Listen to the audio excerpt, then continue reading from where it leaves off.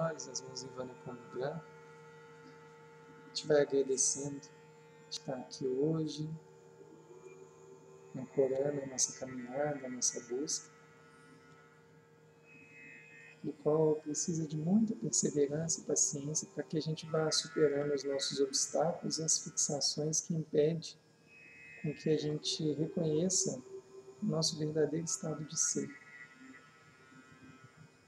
Em gratidão a Nagaraj Babas de todos os Oiticidas, a gente abre esse encontro, evocando o Guru Mantra, para que a gente entre em ressonância com a energia desses mestres que tanto nos ajudaram com essas tecnologias deixadas pela Yoga, pela Kriya Yoga dos Siddhas,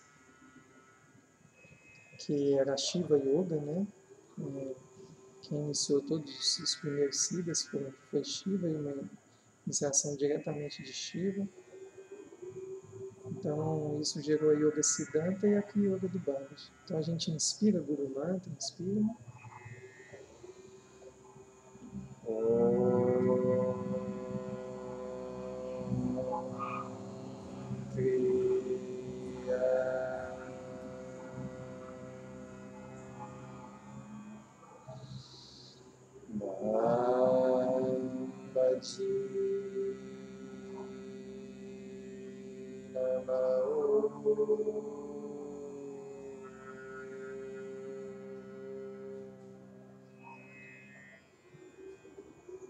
Vamos fazer mais 2 vezes. Inspira.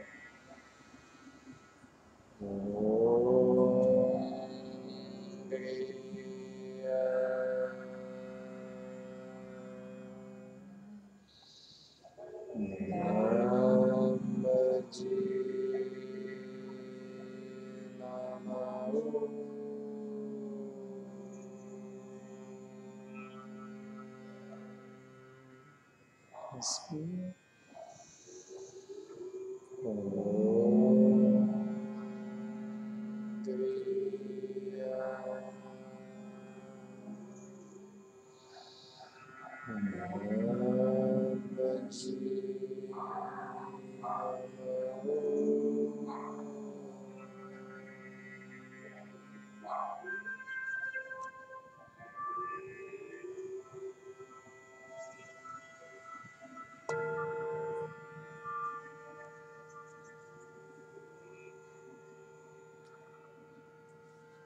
Eu não sei, pessoal, se vocês sabem disso, porque aqui não tem ninguém iniciado ainda, né? É bom lembrar que a iniciação esse ano vai ser em Belo Horizonte, né? Na Galáctica vai vir em julho. Eu tenho as datas daqui, depois eu passo para vocês. A quinta-feira é um dia muito auspicioso para a nossa prática, porque é o dia que a gente faz uma meditação, depois que você recebe a iniciação, que chama Babaji Samyama, que é a meditação de conexão com Babaji, né? Na quinta-feira. Nesse calendário deles, né, o dia sagrado seria a quinta. Nós, no cristão, é domingo, né? Olha só,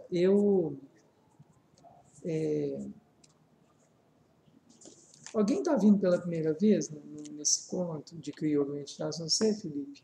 Alguém pode, pessoal, falar para o Felipe mais ou menos um pouco das impressões que vem tendo desse encontro, o que a gente mais ou menos já estudou, o que a gente já conversou?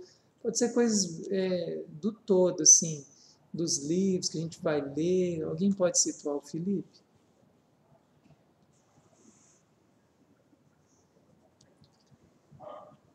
Vai. O Michel falou sobre esses 2 livros aqui. Aí esse algumas passagens, né, que vão estar presentes aqui. E esse é ler o livro todinho. Esse aqui, Insights ao Longo do Caminho, foi escrito pelo Satyananda. E a esposa dele. Né? Então, os encontros, em essência, vão ser baseados no que está descrito aí, né? É um encontro, assim, é um pouco diferente, Felipe, você que já veio das outras vezes, é um encontro, assim, de estar passando em ensinamento mesmo, né? É um pouco diferente da ideia que a gente vem acostumando com a segunda e com a sexta, onde a segunda e a sexta, na segunda a gente oferece um trabalho, e na sexta a gente se junta para fazer um trabalho coletivo, né? Esse trabalho nosso da Kriya Yoga está realmente introduzindo as pessoas em vários ensinamentos que estão à luz da yoga, e junto com isso a gente está sempre sustentado em alguma literatura, entendeu? Mudou para quarta. Mudou para quarta. Mudou. A meditação no Esperar do Céu, está na quarta. E aí esse trabalho na quinta, então, ele tem esse intuito de ser uma noite que a gente vai compartilhar aprendizados, baseado na leitura, talvez vai refletir em alguma coisa na nossa prática. É como se fosse, o satsang, né? Mas sedimentado muito nessas leituras, né? Então, assim, no primeiro ano, nos primeiros anos, eu vou ficar muito nesse livro do Insights, sempre citando alguma coisa do Sutra. Depois, talvez, eu vá evoluindo para uma Bhagavad Gita, para algum Upanishad, mas a gente vai pegar os ensinamentos bem, assim, gradativo, né? Muito mais se a gente está compartilhando, assim, esse encontro, né, de buscador da verdade, né? Alguém quer falar mais alguma coisa? Felipe? Não, é o segundo, né, que eu estou falando. Então, ainda estou começando também. Eu estou tentando ancorar também, Felipe, nesse início, muito assim, quem é o Babaji, quem são os Siddhas, né? Por isso que esse livro aqui está sendo a principal referência inicial. Embora eu não estou lendo ele, na verdade eu quase não li ele, né? Mas eu mais falei dele, né? Então está diferente. Mas eu estou lendo alguns trechos mais dele, assim, né? E estou tateando em alguns assuntos assim que eu acho que são relevantes para a nossa caminhada, alguma coisa que eu vejo durante a semana que me chama a atenção, né? Então é um trabalho que já há muito tempo eu já estava querendo fazer, eu estava precisando encontrar uma oportunidade, né? E diante do contexto do espaço, acho que vem muito a calhar eu ter só uma noite, né, durante a semana, então está sendo a noite para poder compartilhar essas coisas, né? E obviamente, assim, é sempre bom ressaltar que a caminhada ela é muito solitária, então você vai estudando, você vai pesquisando, né? Eu queria começar esse nosso encontro, pessoal, com uma pequena passagem de um livro que não é da Kriya Yoga, que é esse Meditando a Vida aqui do Lama Santen, mas que ele fala de uma coisa que eu acho que esbarra muito nesse contexto todo, né? Da gente aqui beber muito na fonte da yoga, do budismo, etc. E ele fala uns assuntos aqui que eu queria ler para vocês. Ele fala assim, ó, existem 3 refúgios que nos levam para além da experiência cíclica. Experiência cíclica, experiência do samsara, do sofrimento. Eu não vou entrar em detalhe nesses refúgios não, ok? Esse é o nosso objetivo. Para podermos reconhecer esses refúgios, ouvimos ensinamentos. Né? É o que a gente está fazendo aqui. Né? E aí surge o budismo, surge a yoga, surge o Vedanta, e aí vai. Precisamos do caminho espiritual para superar a experiência cíclica do samsara. Quando encontramos refúgio, o caminho espiritual cessa. Enquanto a experiência cíclica não cessar, o caminho espiritual será necessário. Portanto, fazemos prática não só para interromper a experiência cíclica, como também para nos vermos livres do caminho espiritual. Isso é um negócio muito interessante, isso que está sendo falado aqui. Porque, por exemplo, quando a gente está no samsara, a gente está no sofrimento, a gente sofre porque a gente está em fixações com coisas que geram sofrimento. Ignorância, desejo, apego, raiva, ódio, aversão, etc. As fontes do sofrimento. Né? E muitas vezes a gente opera no mundo criando e causando sofrimento o tempo inteiro. Lei de causa e efeito. Né? A gente não tem muito discernimento, né, das nossas ações, geram consequências. E pensa assim, olha um pouco para trás quando você nem sabia que existe uma coisa que é uma mente que ela completamente governa e que você nem sabia que existia uma presença anterior àquilo. Ou seja, que eu sempre falo, a pessoa que nem sabe que existe a possibilidade da presença, né? Quando a pessoa nunca nem ouviu palavras como presença, o self, rigpa, que é uma palavra... Tem uma fala do budismo muito interessante que ele fala assim, aquela pessoa que na vida ouvir Rigpa, a ebudicidade para ela é certa. Em algum momento ela vai alcançar. Isso é muito doido, né? Pensar isso, né? Pensa assim, ó, vocês já ouviram que essa palavra existe. E quem fala isso são os grandes mestres realizados. Quem em vida acessar a palavra Rigpa, assim, igual nós estamos acessando aqui agora, a budicidade é certa. Em algum momento nós vamos alcançar esse negócio. Essa coisa de sair do sofrimento, né? Então, assim, quando a gente não sabe disso, vocês sabem, se cada um começar a falar que a gente opera no mundo sem saber o que está acontecendo. Você começa a achar que você é o ego, que você é a personalidade, né, e tal. A gente acredita totalmente nisso. Até que um momento a gente sai disso. Mas aqui, ó, nesse pequeno parágrafo, já tem uma pequena armadilha. Porque muitas vezes a pessoa sai do modus operandi natural da vida, de estar alienada, etc., e ela vira o buscador espiritual, mas aí ela se fixa na busca. Tipo assim, vou dar um exemplo, o texto aqui vai falar disso, mas você começa a achar que seu caminho espiritual é o melhor, né? Você começa a se rotular como eu sou budista, eu sou yogi, eu sou isso, eu sou aquilo, etc. E aí você esquece que o próprio caminho espiritual ele vai ser descartado num determinado momento, porque a impermanência vai operar em tudo, né? E aí continua, né? Existem dois tipos de corrupção, da experiência cíclica, que é o sansarão. Quando você está no sansarão, tá? Oh, coisa boa, você está aqui na piração danada, que é o lugar mais maravilhoso do universo, né? Esse é o primeiro tipo de corrupção, a experiência cíclica. E o segundo é a do caminho espiritual. Olha que interessante isso, né? Que às vezes vão pegar. Os mestres sempre alertam para o que chamam de materialismo espiritual, né? Que se manifesta quando abandonamos a experiência cíclica usual e entramos no caminho espiritual com fixações específicas. Tipo assim, você antes estava lá no sansarão, danado, sem entender nada, você encontra um caminho espiritual, mas aí você se fixa nele, você vai ficando rígido, né? Eu não vou falar muito, não. Vou deixar aqui o texto. Por isso, Sua Santidade Dalai Lama diz: eu não sou budista. Minha religião é bondade, amor e compaixão. Né? Muito legal, né? Às vezes alguém me diz: quero ser budista, mas nunca acho essa motivação muito apropriada.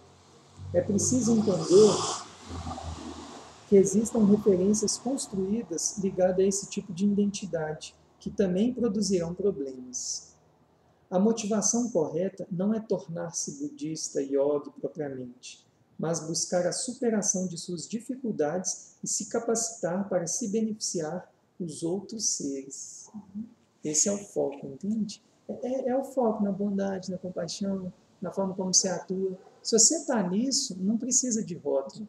E é tão interessante, né? Às vezes você vê uma tradição que é extremamente corrompida, tipo igreja católica, que a gente sabe que é escândalo para tudo quanto é lado, e você vê gente lá que dá um banho em gente que está no espiritismo, gente que dá no budismo, etc. Ou seja, porque a pessoa está afinada com isso, né? Eu gosto muito, pessoal, um negócio sempre que eu penso assim, teve uma época para mim que eu não estava percebendo uma armadilha, que a minha sadhana era muito egoísta ainda. Era muito assim, eu vou meditar, sou yoga, vou ficar aqui um tempo caladão, paradão, vou iluminar. Né? Não era tão assim não, mas era tipo isso. Depois eu fui vendo, foram tendo várias experiências que eu fui vendo assim, não está sincero isso aqui. Não está sincero. O alvo não está sendo melhorado. O alvo está sendo qualquer outra coisa, é cair fora desse planeta, é qualquer coisa assim, né? E depois que eu olhei para isso, eu falei assim, realmente, né, endossa muito essa fala aqui. Fala assim, se não tem isso como, é o que a gente chama no budismo de a motivação correta, se não tem uma motivação clara do porquê você está fazendo aquilo, as chances de você operar no sofrimento é muito grande. Porque você está operando em qualquer outra coisa, é um benefício, é que eu quero melhor, ficar melhor, que eu quero não entrar em contato com aquele material mais. Né? E aí você entra na dualidade, né, com muita facilidade. A motivação correta não é beneficiar a todos eles. Por isso, a santidade do Dalai Lama fala em bondade, amor e compaixão. Recentemente, ele afirmou: se as pessoas praticarem os valores pregados pelas tradições religiosas, talvez as próprias tradições sejam desnecessárias. Tem uma coisa que eu acho muito interessante, que é assim, né? Só se fala muito de uma coisa que não se tem, sabe? Tipo assim, você fala muito de amor e de compaixão, porque no fundo, muitas vezes você não tem. Porque quando você realmente tem, você manifesta isso. Isso é natural, né? Está na ação. Não estou dizendo que esse assunto não é importante ser tocado. Senão a gente também entra num julgamento, uma rotulação. O Dalai Lama fala sobre compaixão, né? Mas, assim, muitas vezes a gente fala daquilo que nos falta, né? E a gente não é, muitas vezes, aquilo que a gente está falando. Né? Com a experiência cíclica, como a experiência cíclica existe, o caminho espiritual é necessário. E ele é a expressão da compaixão. Por isso é muito importante trilhar o caminho espiritual, ouvir os ensinamentos, dar valor a eles e, ao mesmo tempo, nunca perder de vista que o objetivo é transcender o caminho espiritual e chegar ao fim dele, ou seja, ao reconhecimento da natureza não construída e ao refúgio verdadeiro na natureza do silêncio, na natureza da luminosidade e na natureza da compaixão, de onde se pode reconhecer todos os seres como originalmente ilimitados. Quando surge essa experiência, o caminho espiritual se extingue, pois já cumpriu sua função. É interessante notar que os grandes mestres de cada tradição conhecem as outras tradições. Às vezes, conhecem sem nunca terem ouvido nada sobre elas. Isso é muito interessante. Como eles acessaram a região de sabedoria, são capazes de dar ensinamentos e responder sobre outra tradição sem nunca ter estudado seus textos. Os grandes mestres dão ensinamentos em todas as tradições. Só para fechar aqui, o caminho espiritual é um caminho de paz. Se gerar fixação, será um caminho de sofrimento. É por isso que o Lama Santa aponta aqui para essa armadilha, né? Quando ele fala assim que a pessoa está indo para um caminho muito assim, não, agora eu vou ser budista, agora eu vou ser yogi. Talvez a motivação já não está correta, porque ela já está indo com uma motivação fixada, né? O que seria, no meu modo de entender, assim, mais coerente, mais correto, é quando a pessoa ela vai até alguma tradição porque ela entendeu ou se conectou de coração com aquilo. Né? Que é a questão de você escolher uma sanga. E quando você fala assim, não, eu estou nessa sanga por causa disso. Eu estou entendendo que talvez essa sanga vai me ajudar a trabalhar essa questão. Porque muitas vezes é igual o processo terapêutico. Chega muitos momentos em terapia que o seu terapeuta não consegue te ajudar. Isso é muito comum. E isso é comum também na sanga. Tem momentos que a gente defronta com a sanga que a gente fala assim, se a minha sanga não opera com compaixão, como que ela vai me ensinar compaixão? Se o meu terapeuta não é compassivo, e essa é a minha questão, como que eu vou aprender a operar com passividade? Por isso que é aquela história, você não doa o que você não tem. Né? Você pode, no máximo, ter um vislumbre teórico, do qual você está auto-experimentando aquele processo, e você compartilha com outro que talvez pode ser que dê certo. Pode ser, é uma hipótese. Por isso que nesse momento a gente se apoia nos mestres, né? No Babaji, no Buda, no Cristo e vai, né? Pessoal, se alguém quiser falar, tá? Eu queria fazer uma colocação sobre essa questão da motivação que você estava falando aí. Que às vezes a gente se questiona mesmo, assim, a minha prática, ela está baseada no amor e na vontade genuína, ou é apenas para ser mais uma ferramenta para servir o meu ego, né? Só que, num ponto, eu acho que às vezes é preferível ainda fazer, se a resposta for sim, servir o ego, do que não fazer. Porque às vezes é exatamente ali o ponto de eu reconheci que aquilo, talvez eu estou tendo compaixão só porque eu espero que tenham comigo também, né? Mas talvez ali seja o ponto exato de conquistar a questão que seja real, que seja genuína. Tá?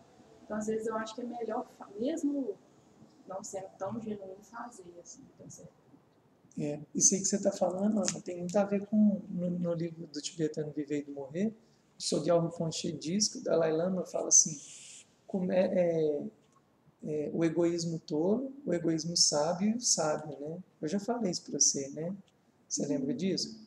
Por exemplo, o egoísmo do tolo, ele é totalmente autocentrado. A pessoa só está atendendo as necessidades dela, né? O egoísmo do sábio é tipo assim, olha, eu não sou sábio bosta nenhuma, não sou compassivo bosta nenhuma, mas eu vou fingir que sou para aprender. Mais ou menos isso, é o que você está falando um pouco, né? Porque no sentido assim, você está se colocando numa experiência que por mais que você ainda não alcança, mas ela está sendo uma escola, né? E aí é ótimo, porque comparado à anterior, você estava totalmente entregue ao seu samsara, né? Aí você fica lá, não sou compassivo mesmo, então tá, vou encher a cara, vou bagunçar com todo mundo, e aí você continua operando o sofrimento. E aí tem uma outra fala, que é bem interessante, que é assim, se eu não posso ajudar, pelo menos eu não atrapalho mais. Gente, isso já é demais, né? É muito difícil não atrapalhar. Extremamente difícil não atrapalhar. Você pensa que você não está atrapalhando, muitas vezes você está atrapalhando. O processo seu e do outro, né? E aí depois, com isso tudo, a gente acaba conquistando, né? Eu vejo que o caminho é esse mesmo. Mas ninguém falou que é fácil, né? Que até a omissão pode atrapalhar. Eu falo assim, vou deixar meus braços cruzados, não vou fazer nada.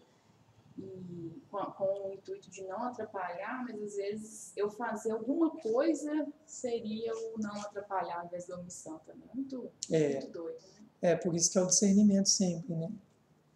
E nós vamos errar, nós vamos acertar, né? Não garante que a gente acerta mesmo, enquanto a gente não tem a clareza, né? Aí você vê, né, você vê as omissões, né? Elas muitas vezes elas nascem muito das nossas dificuldades internas, né? Tipo, por exemplo, você tem núcleos de abandono, de baixa estima, e aí você omite por uma situação que talvez se você se posicionar vai haver ali uma reprovação, e aí nasce a omissão. Você não diz o não, e aí vai. Agora é muito interessante, se você torna senhor de si, essas coisas vão acabando, né? Porque você não está mais nesse jogo, né? Extremamente libertador, né? Chegar nisso. Se não aprende. Na fala da Ana, eu entendi como você falou de. Como é que é? Que vou dar compaixão mesmo sem saber que compaixão. Assim que se falou. Foi isso? Não, eu disse no sentido assim. Peraí, entendeu? Você falou que vai dar compaixão para ter compaixão. Tipo, eu tô sendo compassiva apenas para servir o meu ego, porque eu não tô preocupada efetivamente com a pessoa, eu tô preocupada comigo, porque eu já entendi, nesse caso, que se eu der algum sentimento contrário de compaixão, será um não acolhimento, de uma certa forma, talvez não para aquela pessoa, mas de uma outra situação, eu vou receber não acolhimento também. Se é a lei de causa e efeito. Então, às vezes cai numa questão assim, eu vou dar amor, vou dar compaixão, isso e tal, só porque eu quero receber isso de volta, só porque isso me faz bem de alguma forma, ou porque isso eu acho que é o certo, e não necessariamente porque eu quero dar amor para aquela pessoa. Estou pensando só em mim. Ainda é uma ação interessada, ela não está conseguindo fazer karma yoga, ela não está conseguindo fazer ação desinteressada. Mas, como eu estava falando, é melhor que ainda seja assim do que se ela estivesse operando na ignorância total, de maneira inconsciente, inconsequente, e aí ela nem isso ela faz, né? Que é o que muitas pessoas, né? É muito comum, né, gente? A gente vê pessoas que não traz benefício para ninguém mesmo, né? São verdadeiros vampiros, elas se exaurem, assim. Enquanto tem os Midas, que onde que bota a mão vira ouro, tem pessoa que onde bota a mão suja mesmo o processo, né? E aí tem que ter muito discernimento para lidar com o contexto dessa pessoa, né? Estou perguntando por causa do princípio mesmo, assim. Entendi o termo, né? Ele tem esse contexto, mas considerando que a pessoa, eu entendo, na verdade, que a pessoa que está com esse intuito, ela não sabe o que é compaixão. Tipo, se ela não tem como ela dar compaixão, entendeu? Ela está dando outra coisa que não é compaixão. Uma boa reflexão. A partir do momento que ela só dá o que ela tem, então seria o que, por exemplo? Não sei. Porque tipo assim, compaixão, sei lá, para a pessoa que consegue, sei lá, ter acesso à compaixão, assim, ela não tem condição de falar que vai dar por interesse. Assim. Essa é minha visão, provavelmente. Eu acho que depende, assim, acho que depende muito, porque, por exemplo, há pessoas que não conseguem atingir compaixão em nada. Vamos partir desse princípio. Outras conseguem em algumas coisas e outras não. Então não é uma coisa assim, alcançou, agora você compassivo com tudo. Depende. Aí as coisas que mais ferem a pessoa, ela não consegue ser compassiva, mas talvez uma coisa até mais grave, teoricamente, ela consegue, porque não tem a ver com ela. Ou é um processo já superado. Agora, compaixão se treina. A gente não pode esquecer isso também. Quando você está fazendo um trabalho de ação desinteressada, é para trabalhar a sua compaixão. E agora uma coisa que é anterior também que a gente não pode esquecer, que nós somos compassivos, a gente só não está lembrando. Né? Se você partir dentro da perspectiva yogica budista, que você é luz, que você é um Buda, que você é um mestre, que você é uma pessoa genuinamente amorosa, e pacífica, etc., você vai ter que só descobrir o que está te impedindo de ter acesso a isso. Eu falei disso, não sei se foi com a Márcia esses dias, eu achei muito interessante esse assunto, assim. Tipo assim, tem muitas pessoas que ficam falando assim, né? Eu vou encontrar a minha paz, eu vou alcançar a minha paz, eu vou fazer um monte de coisa e eu vou me tornar uma pessoa pacífica. Ela coloca a paz como um objeto, né, a ser perseguido. Mas, na verdade, a paz ela é um estado natural, intrínseco do ser, assim como a compaixão, o amor, a generosidade, a simplicidade, etc. É muito mais a gente entender o que a gente cria de bloqueio para que a gente entre em contato com esse estado do que ter que alcançar ele, na verdade. Né? Então, eu noto muito assim, Felipe, por exemplo, eu também me vejo muito egoísta, mas quando eu me coloco em situações de treinar a minha compaixão, às vezes abre uma morosidade dentro de mim que comumente eu não tenho acesso. Eu faço trabalho voluntário muito por causa disso, assim. Né? Às vezes eu chego lá na escola, né, estava cheio de questões lá para chegar na escola. Quando eu chego lá, eu vejo aqueles meninos naquela configuração, vai brotando um negócio, você fala assim, né? Tipo, que escola, né? Então, é esse movimento de a gente criar. Eu peguei um pouco, não sei se foi o que a Ana quis colocar, mas eu peguei um pouco desse debate, assim, de você criar as possibilidades. Porque você também pode ficar numa configuração que você não cria possibilidade. Né? A pessoa está extremamente deprimida, é importante fazer trabalhos voluntários. Mas você tem que ver também se você dá conta de lidar dependendo do trabalho, é pesado. Né? Mas, assim, essa coisa de sair de si, isso é muito importante. Né? Isso faz muito parte do processo. Né? Uma coisa dentro do samsara, já que não é linear, por exemplo, o fato de ter alcançado ali não significa que agora, eu já superei, né? É apenas uma, tipo assim, é horrível essa metáfora, mas assim, a guerra não acabou, é só uma batalha. Uhum. Então, tipo assim, não é porque eu cansei um dia, que eu fui realmente compassivo, que na próxima oportunidade eu vou ser também. Pode talvez parecer que voltou do zero, custou, mas aquele dia eu consegui, porque hoje tá tipo, Uma coisa que dá ensaio, né? Como assim? Que a gente estava falando. Ensaio? Que você falou, então seria tipo o quê? Seria tipo um ensaio, uma compaixão, né?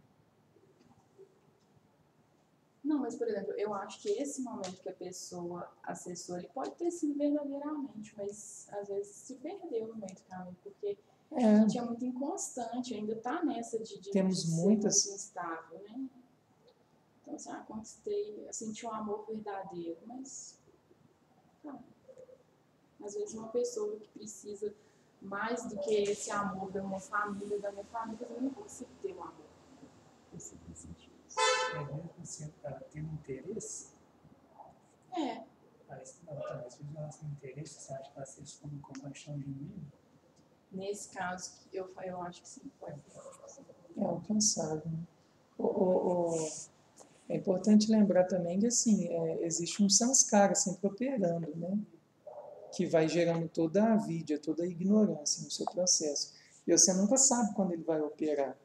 Por isso que, nossa, é tão ingênuo a gente falar assim que, nossa, eu estou bem agora, agora vai, né? Eu tenho muita essa frase, agora vai, eu vejo. Vai nada. Vai o quê? Vai nada. Que começa a aparecer uma outra situação que ela deflagra coisas em você que você não tinha entrado em contato ainda, né? Mas aí vai chegar um momento, o que eu venho entendendo é cada vez mais isso, é que chega um momento também, pelo que eles falam, né? Que os terrenos vão ficando cada vez mais comuns, né? Você vai vendo assim, poxa, é a fixação mesmo, né? É o apego, é o medo, é o desejo, é a raiva, é a ganância. Aí quando você começa a entender todas essas coisas operando, aí você fala assim, tô vendo tudo aqui, ó. Poxa, né? Como que é transitório? E aí você começa a operar no observador, né? Mas para isso tem que ter muito tempo. Tempo que eu digo assim, tem que ter disciplina mesmo de frequentar isso, de observar isso, né? Não dá para ser uma coisa esporádica, né? Essa caminhada espiritual, que a gente ainda, enquanto tem que usar isso, segundo o que a gente está conversando aqui agora, ela vai tendo que ser uma coisa assim, constante mesmo. Por que a gente treina tanto? Por que chama Kriya Yoga, ação com consciência? É para manter a consciência contínua. Essa é a ideia dos Siddhas. Essa é a proposta para eles de autorrealização. Consciência contínua. Você está o tempo inteiro vendo as flutuações da sua mente, como elas operam, você está entendendo a engrenagem acontecendo, né? E aí você não cai nas armadilhas. O lance é que, tipo assim, a gente tem tanto conflito, a gente tem tanto apego, a gente tem tanta aversão, que são coisas que muitas são inconscientes, né, que a gente nem entra em contato. Isso está o tempo inteiro operando na nossa mente e nos conduzindo, nos conduzindo, nos conduzindo. E o seu tempo inteiro é levado para um lado e para o outro. Nesse levar, você sofre, fica feliz impermanentemente, é uma felicidade que não é a felicidade mesmo. Você fica sendo mandado para tudo quanto é lado. Enquanto você não tem consciência que tem essa coisa operando em você, acabou, você fica aí, ó, oscilando. Essa é o samsara, né? A partir do momento que você entende essa operação, acabou. Aí você já começa a falar, poxa, peraí, onde que pega a questão? E tem temas, viu? Se você vai ficando atento, né? Cada um tem uma pega mais. Tem gente que é na sexualidade, tem gente que é nas questões materiais, tem gente que é com a própria existência corporal, né? Os sanskaras atuam de maneiras muito diferentes, que está ligado às nossas experiências também, né? A vivência faz a gente realmente saber lidar com tudo isso. Sabe? Quando você está consciente, né? Você passa por experiências que a vida vai te dando um rumo e você consegue agir de acordo com o que é necessário. Sabe? Porque tem coisas que não estão ao nosso alcance, como ela fala, né? Você tem compaixão por alguém, mas você espera a compaixão do outro, ou você, nesse momento você tem, ou naquele outro momento você não tem. Mas isso tudo é consequência da nossa humanidade, isso tudo é consequência do que a gente é ainda.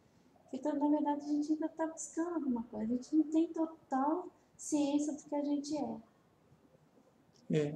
Né? Então, igual eu aprendi. Quando você fala o você está falando do observador do self, né? Exatamente. Entendeu? Isso mesmo. A partir do momento que eu aprendi com você, esse final de semana, que a gente tem que começar a observar, eu te falei que eu estou fazendo assim, sai daí que deixa o observador ficar.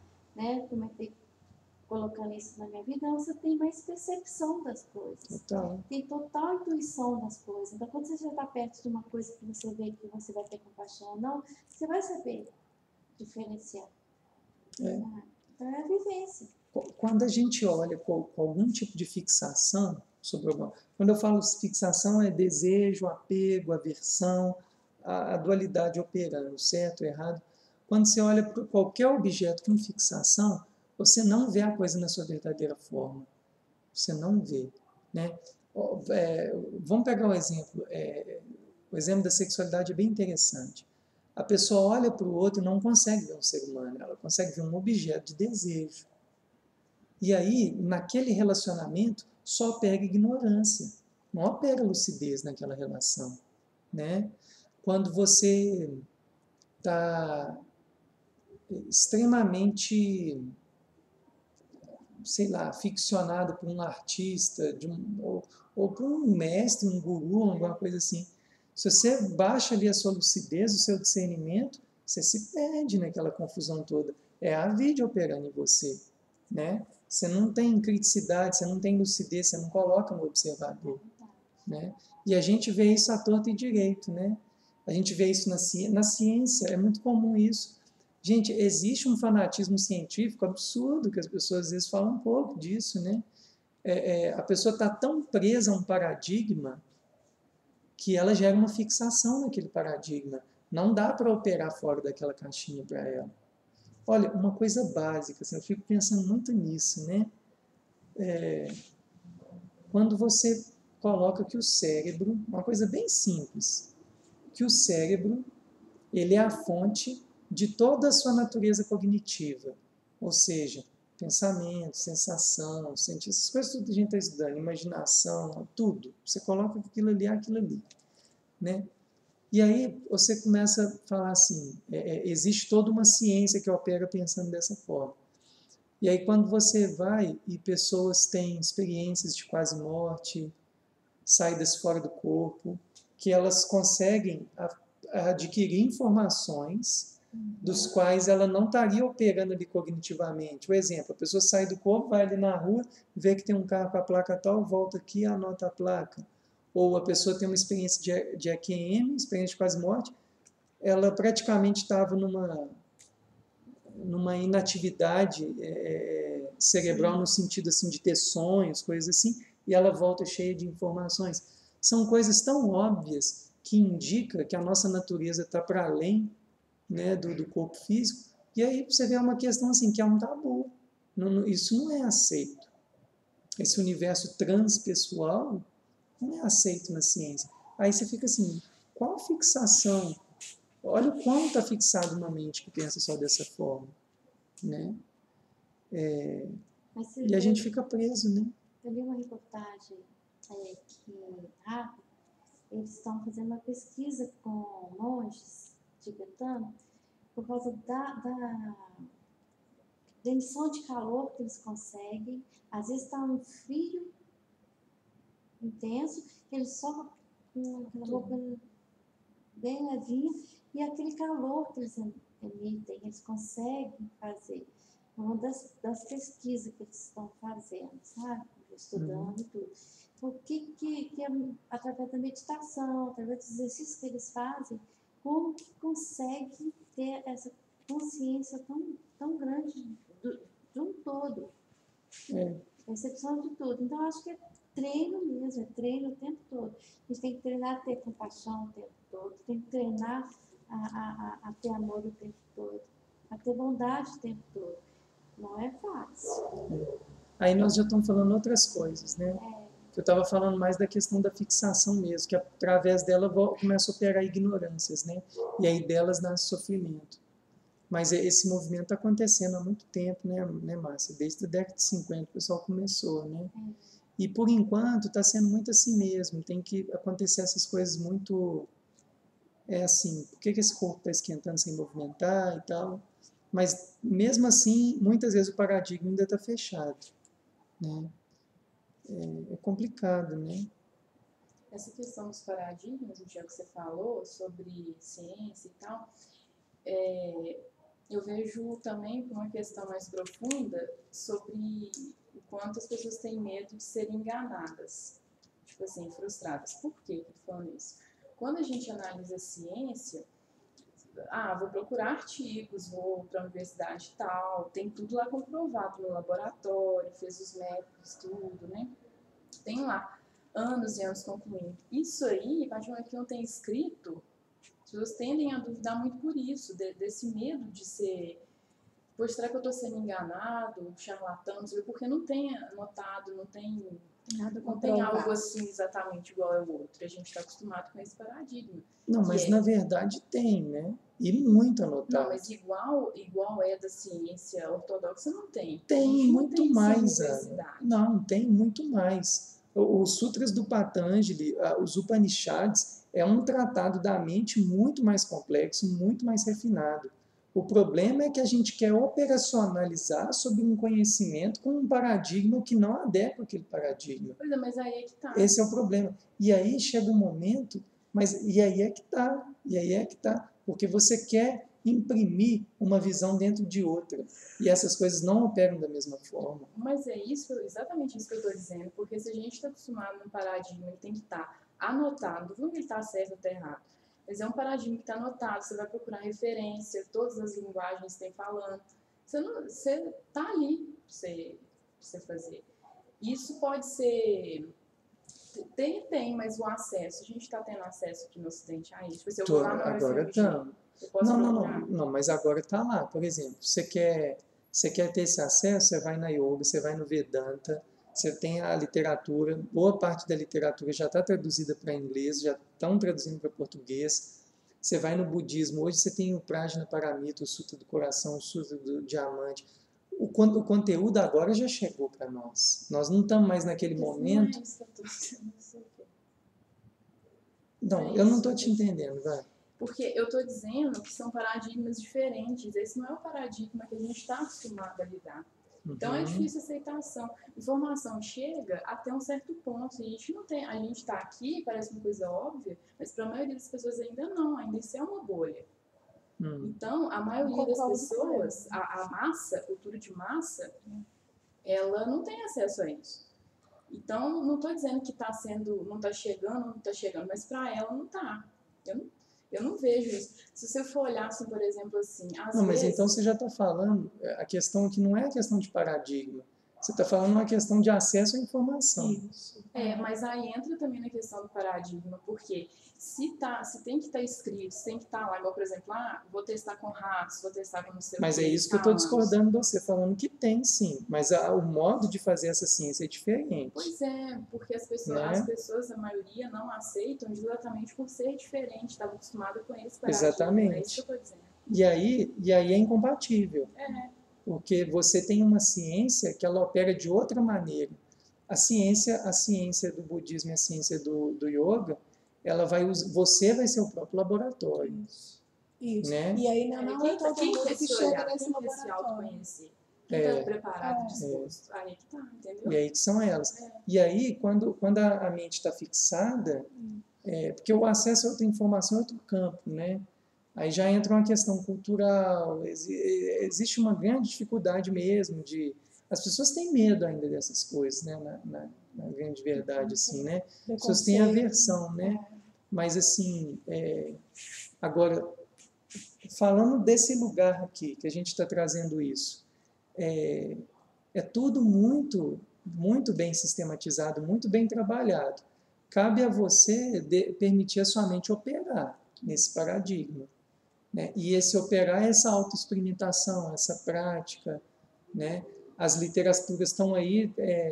Os Sutras do Patanjali, para mim, ele é extremamente científico. Ele é extremamente científico. Ele fala assim, você faz tal coisa, a calma imperturbável vai ser alcançada. Ele fala desse jeito. Agora, a questão é, você vai fazer? Você vai praticar? Você vai ter sadhana? Né? E isso se reproduz no laboratório, estatisticamente dá para fazer isso aqui. Dá para fazer. Né? Dá. Possibilidades, entende? Não tem feito tanta coisa assim. Eu não vejo artigos. Não, tem sim, Ana, não na ciência. Mas é na ciência que eu Mas na ciência iógica foi feito. Né? A gente está defrontando de besteira, assim. O que eu tô querendo só dizer é o seguinte, tipo assim, inverte o assunto, assim. É como se eu tivesse que pegar um modelo um modelo teórico de se fazer ciência ocidental e eu quisesse reproduzir ele numa outro tipo de ciência, num outro tipo de racionalidade. Quer ver um exemplo bem simples? Esse é muito bom. Por exemplo, os chineses mapearam os meridianos acupunturais entendendo que esses meridianos eles têm um ciclo, né, energético que movimenta no seu corpo, que isso tem influência com os astros, com a natureza, etc. Esses são os meridianos acupunturais, né?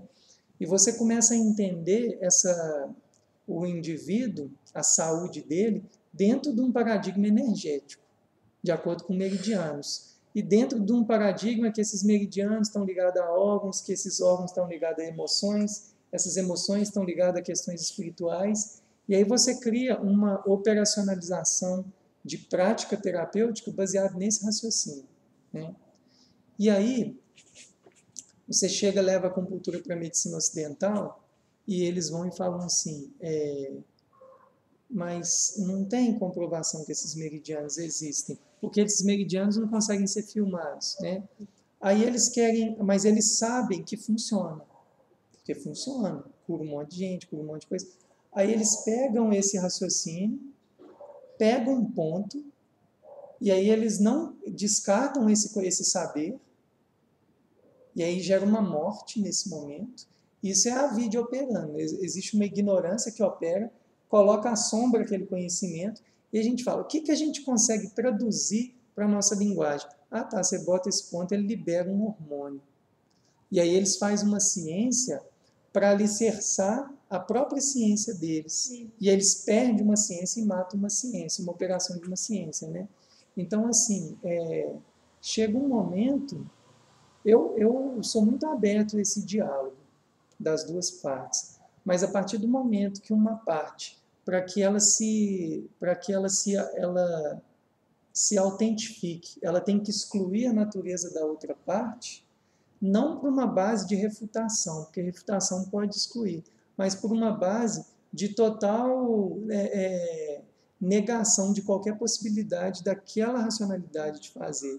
Ali gera uma morte. E aí, Ana, não sei se você está entendendo, que eu quero dizer o seguinte, tudo isso já tem. Tem desse jeito estatístico também, com as pessoas meditando e vendo o que acontece, e aí eles pegam isso dentro do paradigma ocidental e levam para o laboratório e gera vários resultados. Mas nessas operações, aqui eles vão conseguir operar até um determinado campo. Não tem como eles operar mais do que isso. Por exemplo, o que eles vão ter que aferir vai ter que ser eletrocefalograma, eletrocardiograma, etc. Eles pegam essa operação, levam para ela, fazem essa base estatística aqui, através de um material desse, e a pessoa está ficando em paz, etc. Ela está liberando, sei lá, endorfinas, uma série de coisas. O sistema parasimpático está melhorando cada vez mais, e aí você tem um resultado, mas você negou todo um conhecimento que veio lá de trás. E aí não existe compatibilidade de operação. Não, nenhuma. Não. Enquanto um pouco dessa conversa, né? É porque, tipo, você está colocando meio que essa cultura, né? Vamos chamar assim, essa cultura oriental, né? Só que aí, por exemplo, igual eu estava na faculdade, você está lá na universidade, tipo assim, tem aqueles monte de livro científico, beleza.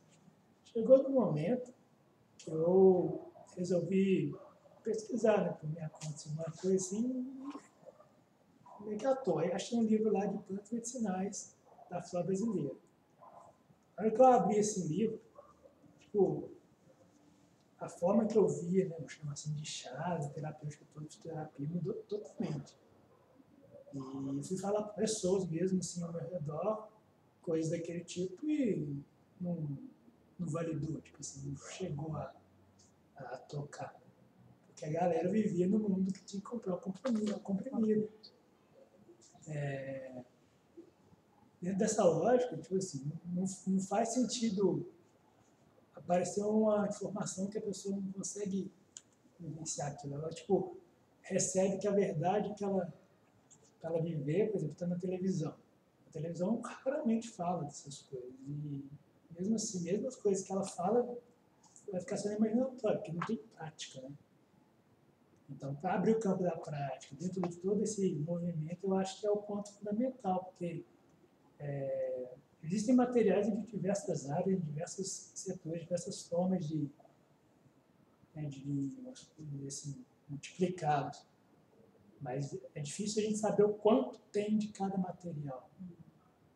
Porque o Michel está falando uma coisa que é verdade. Assim, tipo assim, tem muito material de muita coisa que, assim, quem que manda livro, chamar assim, quem que manda livro para a universidade? A universidade que escolhe quais livros que ela vai comprar. Normalmente é baseado nas pesquisas que é feita na universidade. Mas quem financia as pesquisas da universidade? Tipo assim, raramente vai ter. Agora tem, mas tipo assim, ainda tem muito. Mas é tipo assim, 1% de toda pesquisa da universidade é de uma galera assim, mais dessa área. Então você vai encontrar um livro lá no fundo do prateleiro. Ou um professor que, por causa dessa pesquisa, ele vai ter o livro lá na gaveta dele. Então, tem vários elementos que barram um pouco essa. O problema que eu estou apontando é quando a gente entende uma hegemonia do saber científico dentro de uma perspectiva ocidental e isso como a forma que a gente tem de instituição de ciência, né? E aí, por exemplo, o momento que a gente está começando essa interseção, essa junção entre Ocidente e Oriente, nós estamos vendo que tem outras formas de fazer ciência. Se você não entender que enquanto você faz sadhana você está fazendo ciência, você não está entendendo a sadhana. Porque a psicologia, por exemplo, a psicologia, ela não é uma ciência para te trazer bem-estar? Não é? A yoga também. E muitas vezes com mais resultados, né? Agora, a forma como essa ciência opera é diferente, né? E aí, eu não sei assim, se ficou claro para mim qual foi a sua questão, mas aquela luz lá que você deixou acesa, cara, quando você tenta acender. Mas me deu um branco aqui. Posso pegar um gancho rapidinho, Michel? Pode. É isso aí, cara. Dentro dessa linha, por exemplo, tem gente que fala que homeopatia não é ciência. Homeopatia não é terapia, não é medicina. Isso é ocidental também. E tem gente, mesmo que pode ser um pouco na brincadeira da ignorância, mas que fala que, por exemplo, que humanas não é ciência. E exatas é. E por aí vai. Isso é um paradigma. E aí, vivenciando isso, tipo assim, gera um pouco do que eu entenderia do que você está falando, da questão de uma ocultar um pouco o esquema da outra, são os conflitos, né? Entre elas que eu estou falando das formas de operação, né? Por que a homeopatia não é vista como... Por exemplo, a homeopatia tem comprovação estatística de resultado, inclusive, é placebo, então tá, bota no bebê, na plantinha, no gatinho, na formiguinha e dá resultado. Qual que é o motivo da homeopatia não ser vista como ciência comprovada dentro de quem fala que ela não é comprovada? Aí a gente também tem que começar a pensar, quem é que está falando que ela não é comprovada? Né? Mas e aí? Os médicos ortodoxos, né? Mas qual que é a grande questão da homeopatia? Eu acho que a homeopatia ela demora mais a fazer efeito. Não é isso Você não. não consegue mensurar a substância. Esse é o ponto. Esse é o ponto. É algo que você fala assim, onde é que está o princípio ativo? Né? Ele não está ali, ele não é controlável, né? Entendi. Mas aí dentro até... Estou tentando lembrar o que eu queria falar. Atualmente, então vou falar para o galera aqui, você vai pensar. Não, perdi. Atualmente, tipo assim, tem as dinamizações, né, que a gente fala. Aí, tipo assim, até a dinamização 12, síntese minerânica, 12CH, consegue ainda quantificar, encontrar matéria. A partir daí, encontra mais. Dentro da tecnologia que a gente tem hoje em dia. E tanto que tem médico assim, que aceita a homeopatia, mas tipo assim, pega uma dinamização que a gente chama de decimal, que é bem mais abaixo, que seria quase que um chá do medinho. Né? Agora, quando você passa para centesimal, o negócio vai. E é muito louco o funcionamento. Basicamente, um dos elementos é isso. Mas não é só isso, né? Tem todo esse contexto que a gente fala econômico. A Organização Mundial de Saúde, eles têm uma afirmação muito interessante, que eles falam assim, Essa é uma das principais questões que a gente não arreda o pé para os médicos pegar a acupuntura. Que a gente fala assim, ela fala assim, existem muitas racionalidades médicas, mas uma racionalidade médica não pode imperar sobre a outra, senão ela nega aquele saber, aquele conhecimento, né? Embora a gente entre sempre em debates, né? Será que esse saber ele é realmente um saber? Né? E aí vai. O que é bom, né? Ah, O que é é bom. bom, porque aí tem diálogo, né? Alguém, você ia falar, Márcio? Não, já até esqueci. Bem, só para pegar no final, se não aprendermos que o caminho espiritual é um caminho de paz, estaremos perdendo tempo. É importante que aprendamos e possamos utilizar isso com outros seres, mas livres de fixação. Se a fixação se estabelecer, teremos a experiência cíclica novamente. E diremos, este professor do Dharma é o melhor que tive. Este eu ouço, aquele eu não ouço. Esse ensinamento é bom, aquele outro tem problema. Os seres que ouvem aqueles ensinamentos estão todos perdidos. Ah, eu estou no único caminho certo. E seguiremos assim. É uma experiência cíclica infindável. Esse é o poder de corrupção da experiência cíclica. Ele pode nos corromper mesmo enquanto a praticamos.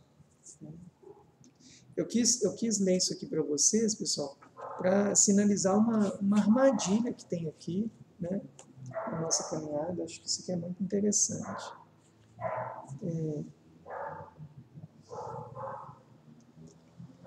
Vocês têm... Ele quis dizer que quando a gente conseguir atingir isso tudo, não tem mais rótulo, é isso, né? Vai ser natural, a bondade, a compaixão. Aí não precisa dizer que eu sou católica, eu sou... porque Mas você vai viver, por isso que não vai ter mais espiritualidade. Porque você já alcançou essas qualidades, né? Porque o que é colocado, né, quando a gente fala de iluminação, autorrealização, é o indivíduo, ele está no estado de ser dele. Ele está em paz, pacífico, ele compreende as coisas na sua verdadeira forma, ele consegue ser generoso, amoroso, equanimidade, né? Então, assim, essa, dentro das tradições, são as nossas qualidades naturais, né? Todos nós seguimos isso, na nossa essência. Por isso que é sempre bom lembrar, igual essa coisa que a Ana colocou, da compaixão, né? Mesmo que eu não a tenha ali, mas ao mesmo tempo que você lembra que ela é seu estado natural, pode pensar que é muito conformista acreditar nisso. Mas, para mim, pessoalmente, assim, muitas coisas me indiciam, no meu modo de ver, que os seres humanos realmente são compassivos, assim, de um modo geral, né? Por exemplo, você vê quando acontece catástrofes, coisas assim, o quanto que as pessoas se irmanam, o quanto que elas se juntam, né? E o quanto que a gente vem se separando nesse sistema que a gente criou, né? De se diferenciar em termos de classes, castas, de poderes, né? Isso vai egoificando o ser, né? Só vai se separando. Por que às vezes, assim, às vezes até um parente nosso, um amigo próximo, ele consegue ter mais compaixão com uma pessoa estranha do que com a gente que está ali, né? Vivendo aquilo ali toda hora, a pessoa vendo o sofrimento dali. Por que será? Muito mais fácil, na minha opinião. Assim, não é mais fácil. Sabe aquela coisa, como é que é casa de ferreira expectativa? Tipo assim, tô fazendo alguma coisa e dentro de casa não consegue, é muito comum. Eu acho que é porque a gente vê mais, assim, tem mais contato com as pessoas ali da família e vê mais sobre as sombras dela e tal. Deve ser eu isso, acho, né? Aí a gente não consegue ter a verdadeira compaixão por ela, né? Eu acho. Aí a gente coloca os defeitos primeiro, né? Não é uma coisa assim? Eu acho que sim. Porque eu noto que eu tenho mais facilidade de ter compaixão com pessoas que não são do meu convívio do que as que são do meu convívio. Mas aí é o processo reencarnatório também. Conta, não? Isso é uma questão interessante. Pode ser. Tá cheio. Uma mágoa, né? Tem muita coisa emaranhada, né, nesse processo. Agora, nem sempre, né, Carla? A gente também fala que a compaixão está sendo externa, porque talvez também não há nada de compaixão muitas vezes, né? Porque como não tem aquele contato, não tem aquele trabalho, aquela responsabilidade toda envolvida, Pode ser. a gente cai nessa Às vezes também, tem- né? Uhum. Por isso que é bom as experiências da vida para mostrando, né?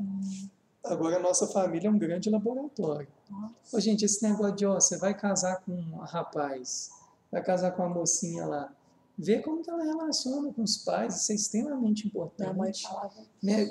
Tudo que está acontecendo, o contexto, por mais que às vezes são ambientes conflitivos, né? Situações difíceis, mas assim, é muito importante ver isso, assim, qual que é o saldo mesmo da sua experiência, ela tem que estar refletida em tudo, né? Existem os dois lados, viu? Existem os dois lados. Existem pessoas que só conseguem fazer coisas boas com o pessoal que conhece estranho. São xenófobos, né? Aham. Tem xenofobia com gente de fora. Isso é muito interessante. E aí, será que isso é amor mesmo, né? Porque às vezes são relações também de tanto apego, né? O final é que se a gente tem isso aí, isso se expressa, né? Se a gente tem isso aí conquistado, né? Vocês, quando falam da Kriya Yoga, que ela tem 5 etapas, os 5 que o Patanjali ele prescreve o caminho óctuplo, né? Os 8 caminhos. O Babaji prescreve os 5. Vocês já têm claro na Kriya Yoga quais são esses 5 caminhos? Pelo tudo que a gente já conversou, vocês lembram disso? Eu estou falando isso porque eu vou ler um poema do Kabir para vocês, e aí vocês vão entender por que a gente tem isso. No caminho da Kriya Yoga, o Patanjali, eu vou relembrar de novo, o Patanjali sistematiza o caminho óptimo da seguinte forma. O que é o caminho óptimo? O caminho para você se liberar, para você se iluminar. O Patanjali coloca primeiro as regras e condutas éticas e morais, que é os yamas e os niyamas, né? Depois ele coloca dharana, asana, que são as posturas. Depois ele coloca pranayama, que são as respirações. Dharana, que é concentração.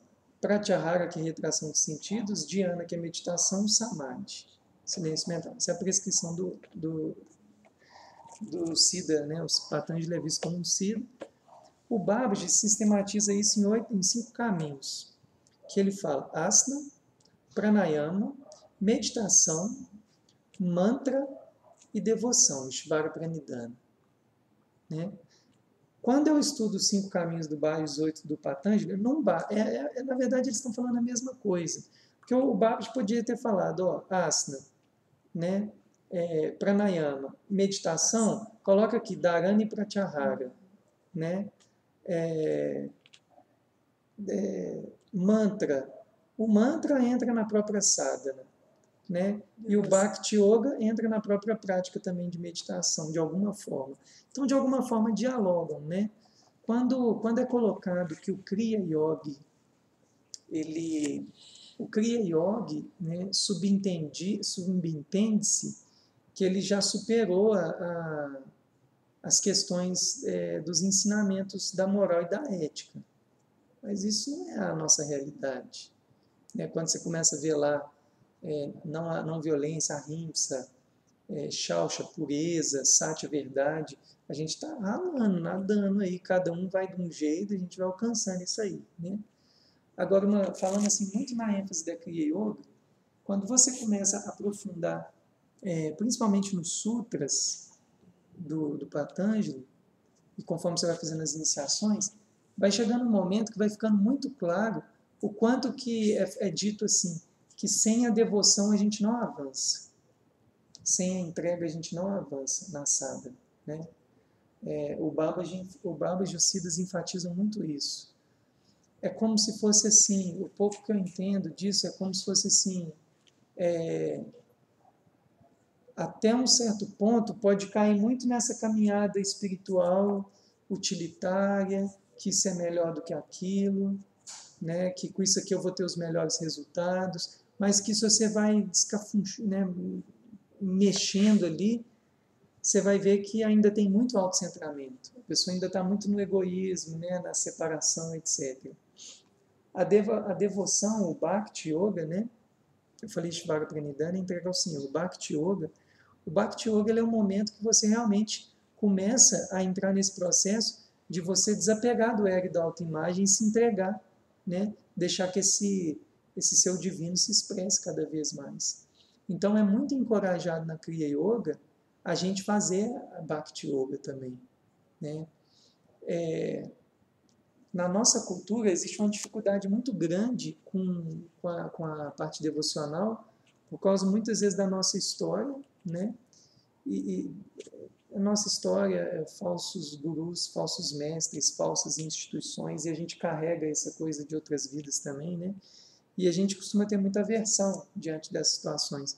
Mas uma coisa que o Siddhas é interessante, o Satchidananda fala muito isso no Insights ao Longo do Caminho, que a diferença para você reconhecer um Siddha é uma coisa muito fácil, né? Ele falava que quando o Siddha chegava num lugar, ele nunca se devotava a uma deidade, né? O Siddha, por exemplo, um Siddha chegava, sei lá, ele ia lá em Palani, e aí lá eles devotam a Murunga, né? Murunga, né? Ou tem lugar que devota a Nagalakshmi, tem lugar que devota a Ganesha, etc. Que os Siddhas nunca faziam isso, que eles tinham uma devoção ao self deles, né? A natureza deles, e ao guru, o professor, o mestre deles, que estava ensinando ele a entrar naquele caminho, né? E então o tempo inteiro os Siddhas eles estão falando, né, não só o Babaji, mas todos os Siddhas, desse movimento do Bhakti, no sentido de você ir ao encontro do seu divino mesmo, né? Porque na verdade ele vai estar no todo. Então por isso que é muito sistemático a fazer a yoga com devoção, com entrega, né, total. Isso a gente pode começar a entender de uma maneira bem simples assim. É fazer o asana com muita entrega, com muita motivação, com muito entusiasmo. Porque, por exemplo, quando a gente faz... Por exemplo, eu sou uma pessoa que eu tenho bastante aversão à asana, embora já melhorei muito. Mas, por exemplo, eu fazia asana cheio de resistência. E quem estava resistindo é um ego, não é o meu self. Porque se você for entender que o corpo é receptáculo do divino, o corpo adora que você faz asana, né? Cada vez mais eu vejo que, olha o corpo, como que ele fica feliz de você estar sendo flexível, né? Que você joga motivação, que você joga entusiasmo na sadhana, né? Na prática. Então, é nesse sentido assim que a devoção vai nascendo cada vez mais, né? E aí, quando ela começa a nascer na sua sadhana, ela começa a nascer no seu dia a dia. E aí a gente já começa a entrar na questão do karma yoga, da ação desinteressada. Por exemplo, na Bhagavad Gita, o Krishna fala para o Arjuna o tempo inteiro assim, de ele entregar as ações dele para o divino, para ele não ficar acumulando, né? Se envaidecendo com as próprias ações. Quando teve algum momento aqui hoje que a gente tocou nesse assunto, de quando faz uma compaixão meio egoísta, etc., né? A gente entra naquela questão. Você pode fazer uma ação rajásica ou um karma rajásico, uma ação rajásica totalmente egoísta e autocentrada. Você pode fazer uma ação totalmente tamásica, que é uma inação, que também gera de um egoísmo autocentrado. E você pode fazer uma ação sáttvica, que é uma ação onde você faz ela de maneira desinteressada, e aí no sentido que é de entrega ao Senhor, entrega ao divino. E esse divino, dentro da visão dos Siddhas, é esse divino dentro de você também. E aí depois pode ser divino Babaji, o Ramalinga, ele fala uma coisa assim, que a própria devoção também tem níveis, né? No início você devota a um seu self, a um divino cósmico, etc. Depois você começa a devotar a tudo, aí você começa a ver divino em tudo. Você não está mais separado, né? É o que ele prescrevia. Veja o divino na planta, no gato, na pessoa, no cachorro, no conflito, etc., né? Os budistas têm uma coisa muito interessante, que eles falam o seguinte: todas as vezes que acontece uma experiência que nos incomoda, que traz conflito, seja um debate, seja uma discórdia, seja uma pessoa que te freia na rua, no trânsito, etc., eles falam que é o Maharaj atuando. Maharaj é aquele budão que segura a roda da vida assim com um dentão, né? Porque, tipo assim, ele está operando a impermanência. Mas a impermanência, ela acontece porque você está cheio de fixação, porque você fixa em coisas impermanentes. E Maharaj sempre está apontando o seu dedo aí, ó. Isso aí, ó, que você está alimentando, isso vai solapar, isso vai acabar. Então, quando a gente fica com conflito, são as fixações. É o Maharaj operando, né? Ele está operando para te mostrar que você está fixada. Você está fixada nas coisas, né? Você não tem essa fluidez, porque... Mas, na verdade, ele é um grande mestre, embora ele é só simbolicamente. Ele é o Maharaj, aquele capitão lá, mordendo a roda da vida. Eu não tô sabendo também qual que é esse, não. Depois eu vou mostrar uma foto do Sansara, vocês vão entender o que é. Eu não tenho ele aqui. Quando vocês veem a roda do Sansara, assim, tem um capetão vermelho mordendo ela assim, segurando ela assim com as mãos e com os pés, assim. Ele é gigantão, ele está segurando a roda inteira. Ele é um Maharaj, ou também, eles chamam ele também de Mara, né? Que é Mara que foi tentar iludir o Siddhartha lá na árvore, lá, né? Trazendo um monte de coisa que ele teoricamente poderia ter fixação. É dito que quando... Mara. Duas Mara lá. Você pensou isso? Duas. Eu tinha uma, né? Ai, que maravilha, viu? Tem duas Mara agora lá para operar, né? Mas a Mara pode ter outros nomes, né? No grupo da Ana, a Mara tem outro nome. Olha, você vê, Né? colocando insight. Na minha família Não, tem mas eu não igual Pode falei, ser eu, né? mas eu não falei nada. Não, a gente opera como Mara o tempo inteiro, como Maharaj o tempo inteiro. Mas antes Mara do que Maia, né? Por... Conhecer uma pessoa, se apaixonar por ela, chama Maia. Tipo assim, já. Tipo... Mas o Maharaj é o senhor da ilusão, né? Mas é entender que ele está operando para você sair da fixação. Mas Maia também é ilusão, né? Os véus de Maia. Os véus de Maia, a ilusão operando. Mas é interessante quando você começa a entender isso, né? Que você vai falando assim, eu me pedi um pouco, porque eu estou falando de devoção, né? Uhum. Eu pedi o link. Mas é interessante quando você percebe isso operando, é só assim, só está na vítima, você está arrasada, né, e tal. Mas quando você está consciente, você fala assim, poxa, está apontando o ponto. É ali. Ali está a fixação. Tá, e né? para sair dali? É quando a gente começa a desapegar das fixações, né? Que você tá, as fixações você pode entender que são os desejos, os apegos, as ignorâncias. É quando você vai tomando consciência disso tudo. Né? Por isso que a cada dia que passa, se a gente está caminhando conscientemente, a gente está se liberando aos poucos, né? Entende? Mas... E eu estou falando nessa questão toda da devoção, porque de vez em quando nesse grupo eu estou lendo os poemas do Kabir, e o Kabir é totalmente devocional. Totalmente devocional. Então, assim, para você entender, entrar na onda do poema dele, você tem que entender que é uma pessoa que tem uma entrega total para o divino, assim, né? Isso na nossa caminhada é muito importante, porque, por exemplo, quando o Maharaj está atuando, né, nas nossas fixações, nas nossas rigidezes e tal, se você não entende que isso está operando para te trazer um resultado lá na frente, está operando nas nossas fixações, aí que você fica mais fixado ainda. Você fica no sofrimento, né? Bem, eu quero ler... Alguém quer falar alguma coisa? Não aqui a resposta, cara. Então, o pessoal fala, né? Tem gente que fala que é só você reconhecer aquilo, simplesmente. Não precisa de nada além disso, né? Aceitar. E pronto. Você consegue fazer isso verdadeiramente, normalmente você se liberta disso. Aceitar. Muito doido.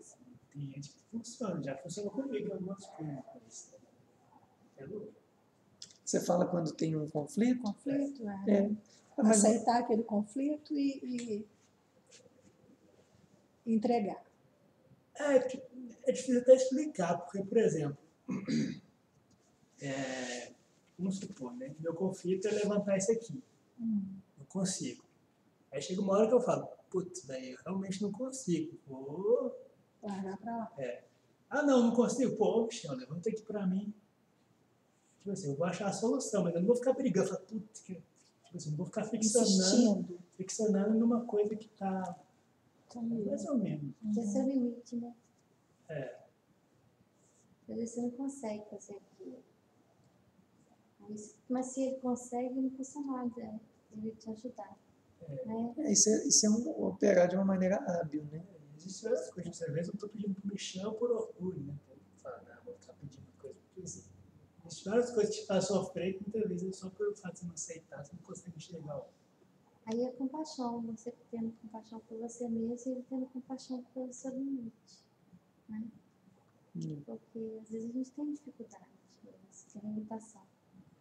Então a gente tem que saber até que ponto a gente pode ir, até que ponto a gente pode avançar ou não avançar. Então, se eu tenho outro que pode te ajudar, porque na verdade a gente não é todo mundo junto para chegar no objetivo, não custa nada. Fazer por ele, ou eu fazer por você, entendeu? Mutuamente eu fazer pelo outro. Aí acaba fluindo tudo. Tem uma coisa que eu penso muito, Márcia, assim, quando a gente está falando de iluminação, realização, nós estamos falando de um aspecto iluminado, de um aspecto ilimitado, onde você opera no mundo com muita liberdade. Né? Não existe essas fixações que vão gerar sofrimentos, etc. Você simplesmente compreende as coisas, né? Agora, quando você está operando dentro de um corpo, você tem que entender que o corpo tem limite. Pessoal, olha um exemplo besta, mas super. Eu acho esse exemplo muito bom. Pega o exemplo do Jesus e do Buda. Vamos colocar assim, que são pessoas iluminadas, realizadas conforme as tradições. Olha aquilo lambança que está aí, o lugar onde eles pisaram também. Eles não conseguiram resolver tudo, não. Vieram aqui, plantaram uma sementinha, operaram de forma limitada, porque eles tinham um corpo. A compaixão deles talvez era ilimitada. Talvez a nossa em alguns momentos. Mas enquanto a gente está operando no corpo, eu estou com os 4 dedos quebrados, você vai ter que levantar isso para mim. Né? E outras coisas mais, né? A gente tem que saber ter essa inteligência, né, para poder operar aqui. Tem grupos que talvez o Felipe vai ter mais acesso que eu, tem grupos que eu vou ter mais acesso que ele. Isso é ser inteligente, é operar. Né? Entender como você vai poder operar naquilo ali. Né? Eu vejo assim, sabe, não sei se vocês têm essa sensação, às vezes é muito frustrante, assim, a ter um corpo, ele não condiz muito com o nosso universo mental. Né? Porque na mente, por exemplo, eu estou aí, eu querendo que o mundo inteiro se torne compassivo, amoroso, etc. Podia tudo mudar na velocidade da minha mente. Ah, mas quem disse que é assim, né? Então, assim, a gente ter esse reconhecimento das limitações, ele é muito importante. É um sinal de muita realidade, de muito discernimento, de muita humildade, né? Porque, olha assim, eu acho assim, por exemplo, poxa, né? A gente podia estar aí, podia estar falando na ONU essas coisas, né, para milhões de pessoas. Mas estamos falando aqui, ué. E que bom, teve vidas que a gente não teve acesso nem a isso, né? Sabe lá quando, né? Só estamos uns 4 aqui, um pouco, mas tem tantos outros. E olha, tá cheio. E olha o tanto que você vai ouvir. operar a partir disso. O tanto que você mudando, quanto que você perturba a sua volta. Eu acho que as pessoas despertas, as pessoas só têm que sair do bloco 0 e 1. Esse é o lance. Lá do budismo. É tipo assim, os que ainda não se despertaram, tem que só despertar. Se o mundo despertar, todo mundo despertar, chegar nessa configuração aqui, a gente já está em outro planeta. A gente só precisa disso.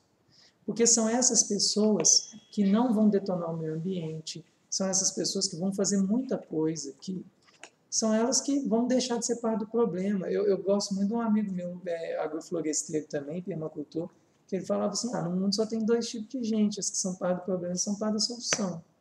Eu achei essa definição perfeita dele, assim. Mas a parte do problema é maior que a parte da solução. Né? Ó, eu não sei, para falar a verdade, eu não sei se é, sabe? Porque eu acho que se fosse, a coisa desgringolava de um jeito assim, absurdamente. Agora, sabe o que eu acho? A parte que é do problema, como o aspecto psicológico é assúrico, de pessoas gananciosas pelo poder, e elas jogam todas as moedas. Elas têm uma influência muito grande. Elas têm uma perturbação muito grande. Não, mas eu digo assim, o ser humano em si, sabe? O ser humano em si, eu não sei se é meu otimismo, mas o ser humano em si, ele expressa mais a bondade do que a maldade. Senão estava todo mundo matando a torta e direita, roubando, e você vê que não é uma exceção, né? Pô, a cidade tem 150 mil Sim, habitantes. Michel, mas, Quantos homicídios tem aqui hoje? mas Poderia ter os que 150. verdadeiramente procuram a solução são poucos. Não, mas aí você está falando num nível mais profundo, né? Do desperto, etc. Né? Não, mas eu falo assim, pensa numa coisa bem simples assim, tipo, você acha que realmente as pessoas acordam querendo operar o mal pelo mal óbvio? Não. É nesse sentido, sabe? Ainda bem, Né? Né? Tem um vídeo, gente, muito legal. Mas Vocês que vão tem até rir gente, talvez a rir da minha referência. Tem um vídeo muito legal do Silvio Santos, cara, antigo, da década de 70, 80, ele falando uma coisa assim, eu achei muito interessante. Eu não sei onde está esse vídeo. Ele começa a falar umas coisas assim, sabe? Alguma coisa que fazem com ele, assim, com a SBT. Já vi. Não, isso é dos anos 80. E ele começa a falar assim, você acha que a gente acorda querendo regaçar com todo mundo? Ele querendo estava falando, achei muito bom era isso. até sobre quando queriam que ele candidatasse a presidente, não foi não? Não lembro. Acho que era isso, né? Acho que foi um negócio assim. Aí questionaram ele no negócio lá, mas ele falou no programa, não foi numa entrevista. Não, o programa ao vivo. Depois vocês assistem, é bem Muito legal Isso isso. aí não foi nos anos 70, não. Nos anos 80, 90 no máximo. Né? Bem antigo. Bem, esse poema do Kabir aqui, eu vou ler para vocês. Ele fala assim, a lua, o Kabir, só uma coisa, Felipe, para vocês lembrar, por que eu estou lendo Kabir aqui também? Porque o Kabir foi uma das pessoas que, segundo a gente foi entendendo, né, na literatura, foi uma das pessoas que teve iniciação do Babaji. Né? E nessa época, era a época que o Babaji ainda não estava muito, era bem velado, o Kabir é do século XIV ou XIII, eu acho. Eu tenho que conferir. É do período da Idade Média, mas no Oriente, né? Então a gente fala que tem algumas pessoas que o Babaji estava manifestando. Shankaracharya, o Kabir, tem alguns outros, né? E depois os mais O Silvio recentes. Né? Santos é budista. Eu não sabia disso. Ele Não. é budista. Ó. Tanto é que o neto dele, que nasceu agora, eles fizeram circuncisão. Mas é judeu. Ele é judeu. Porque eu ia falando, o budismo tem ele é circuncisão. Falei errado, ele é judeu. A judeu tem tudo a ver, né? Hã? Judeu tem tudo a ver. Uhum. Ó, a lua brilha em mim, mas meus olhos cegos não podem vê-la. Desculpa, eu viajei. Volta, por favor. A lua brilha em mim, mas meus olhos cegos não podem vê-la. O tambor da eternidade soa em mim, mas meus ouvidos surdos não podem ouvi-lo. O servo tem em seu corpo o almiscar, mas de bom grado o trocaria por capim. O almiscar, eu não sei o que é almiscar não, mas eu já estou subentendendo que é um trem que deve ser muito mais do que capim, né? Tipo, almisca, não. Almisca. É um perfume. Foi mal, tá assim. O servo tem em seu corpo o almisca, mas de bom grado trocaria por capim. Enquanto clama pelo eu e o meu, o trabalho do homem é inútil.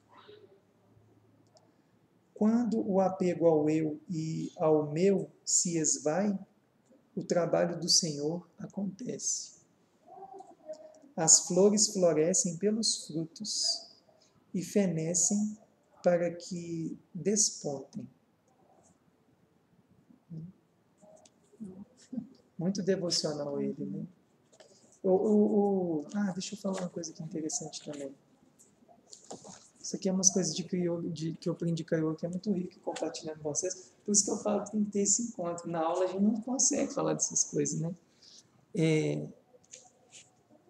Um dos obstáculos para manter a consciência contínua é uma coisa que a gente chama que é alcançar chão firme na sua prática espiritual. Você já falou isso para mim. E o alcançar chão firme está muito ligado à paciência e perseverança. Né? Se isso não tiver, tudo acaba. Né? E o Patanjali, ele prescreve para nós, nos sutras, que quando você está ficando desanimado, sem paciência, sem perseverança, você vai perdendo o chão firme, a vida vai te dando a Maharaj, vai tirando as suas fixações para tudo quanto é lado e não sobra ninguém, é um pedacinho do Michel ali, um pedacinho da Ana ali, um pedacinho da... A gente fica catando os pouquinhos. O Patanjali fala assim, é nesse momento que você tem que buscar inspiração. E na yoga, a gente busca muita inspiração com devoção. E como com devoção? Lendo poemas. Isso aqui é extremamente inspirador. Né? Você vai lendo o Kabir, né? O Kabir eu não sei se é na Galáxia tem, mas eu sei um lugar que pode trazer para vocês também. Vocês podem comprar também autonomamente. Né? Você vai lendo o Kabir, eu sinto muito isso assim. Eu estou entendendo que é um cara que também está querendo encontrar a iluminação, assim como nós. Né? É um aspirante espiritual ali, embora ele foi considerado mestre realizado. Então, aquilo ali inspira. Né? Outras formas de inspiração para entregar ao Senhor, né, ao divino, ao céu, é tocando música, batendo, fazendo kirtan. Né? E outra coisa que eles também falam é sempre ler literaturas sagradas, livros sagrados. Ler os sutras, os Upanishads, Bhagavad Gita, esses conhecimentos que não estão contaminados, que a gente consegue perceber que perto do que tem aí para oferecer, são conhecimentos que estão, né? Outras coisas é firmeza na sadhana, retiros, você se retirar, se recolher, porque essas coisas é como se fosse assim, a gente vai perdendo a perseverança, mas quando vem essas práticas, elas reforçam a nossa sadhana. Tipo, nós nos encontrarmos assim. Nutre, ganha inspiração, né? Então, a gente tem que ter na ponto de vista que eu venho entendendo na yoga, assim, a gente tem que ter essa consciência que a gente precisa muito de muitas vezes uns dos outros em algum nível, muitas vezes a gente precisa praticar mesmo, precisa se inspirar, precisa buscar motivação, senão a gente cai muito, a energia cai muito. Né? Eu vou ler só agora uma coisinha, eu ia deixar um sutra, mas deixa, porque depois nós vamos meditar um pouco. Eu vou ler só uma coisinha assim do Babaji. Quem quiser acompanhar está na página 41. Né? Depois que conta um pouco da história do Babaji, né, de como que foi. Alguém vai falar alguma coisa, pessoal? Não? Depois que fala um pouco da história do Babaji, tem uma parte aqui no livro que fala sobre a busca de Babaji pela autorrealização. Né? Aí fala assim, Nagaraj, que é o Babaji, né? Nagaraj sentiu que sua erudição não estava aproximando da felicidade duradoura e da autorrealização. Porque o Babaji, pessoal, ele era visto como, ele bem de novo, né? Ele começou, ele foi raptado, né? E ele com 5 anos, ele começou a juntar com os sadhus lá, tipo Siddhartha Gautama. O Buda foi com uns quase 30, né? O Buda, ele saiu do palácio no retorno de Saturno dele, com 29 anos. Interessante, né? E aí ele ficou 6 anos com os ascetas. Ele demorou 6 anos para iluminar, para virar Buda, o Siddhartha. O Babaji começou com 5 anos de idade. Um processo muito interessante desses caras, né? Com 5 anos de idade, o cara fala assim, é raptado, não voltou para o colinho da mamãe e do papai, ele foi embora, atrás dos sadhus, foi buscar autorrealização. Quando ele tinha uns 11, 12 anos, o livro mostra isso, ele já era extremamente erudito, né? Mas ele percebe a vaidade dele e tal, essa coisa toda. Aí fala assim, Nakaraja sentiu que sua erudição não estava aproximando da felicidade duradoura e da autorrealização. Sua insatisfação aumentava cada vez mais. Ele era como uma pessoa ao pé de um muro, saltando uma vez e outra para ter um vislumbre do belo jardim existente do outro lado. À medida que amadurecia, entendeu que somente uma mudança definitiva de consciência, a realização de Deus em sua pessoa, poderia encerrar sua busca de plenitude. Sua fama de erudito estava se tornando uma fonte de distração. Que legal isso. Os debates metafísicos não o estavam aproximando da meta da iluminação. As palavras, por mais razoáveis que sejam, não conseguem captar a verdade. No melhor dos casos, apontam um caminho para ela. Tipo assim, o conhecimento, que a gente chama de Jnana Yoga, ele é só para te apontar uma direção, mas não é ele que te leva lá. O que te leva lá é a sadhana, é a prática, é o convívio com as pessoas, etc. Ô, gente, só aqui, aquele debate que eu estava tendo com a Ana, só aqui você já vê a diferença quando você quer alicerçar uma ciência yógica. Né? Porque o foco principal não é nem o objeto em si, porque o foco da ciência é o objeto. Né? Você tem que provar que aquilo acontece, que aquilo funciona materialmente. O foco principal do budismo da yoga é o próprio ser. Há muitas experiências que comprovam. O Valdo Vieira, quando fundou a Conscienciologia, o Valdo ele era bem excêntrico, assim. Ele olhava para a câmera assim e falava assim, eu vou começar a falar umas coisas aqui, se você não entender nada é porque não serve para você, tá bom? Ele era desse jeito. Direto, né? Transparente. Ele era soco na cara e a tua exposta no rosto, que vai lá. Mas ele falava assim, eu estou falando isso aqui para intermissivistas, pessoas que já nasceram sabendo que existe outra vida, que já fizeram outra coisa. Se isso não faz sentido para você, vai viver a vida, não tem nada disso. E o detalhe, vocês não precisam acreditar em nada que eu estou falando. Ele falava assim, eu gostava desse jeitão dele. Mas ele falava uma coisa que era assim, ele falava assim, a Conscienciologia é uma ciência autopersuasiva. Você que vai se auto-persuadir que aquilo funciona. E a yoga também. Mas aí a diferença, né, que a gente sistematiza para você praticar. Sim. E aí você vai comprovando. Né? Falou uma frase para o Ronan, lá no retiro, tipo assim, você não sabe, não tem ou você não sabe? Foi naquela hora que você falar da música, você foi colocar música à noite, e você foi explicar pra gente o porquê. E aí você falou de vida extraterrestre, processo todo. E a gente estava duvidando, né? Aí você falou para ele, você não sabe, não tem ou você não sabe? Você não pesquisou, você não olhou? É porque ele falou assim, eu não sei se eu acredito nessas coisas, não é isso? Às vezes tem, mas a pessoa às vezes não pesquisa, né? Então, o que comprova tudo são as nossas... Nós somos a resposta, nós somos as provas. Mas o contexto era esse mesmo, que ele falava de uma coisa que dava para ver que nem sequer ele se deu o benefício de pesquisar. Não, mas espera aí, você ainda nem pesquisou. Como é que você já vai sair afirmando esse tanto de coisa? Vai pesquisar. É o que está faltando a muita gente, é só estudar. Né?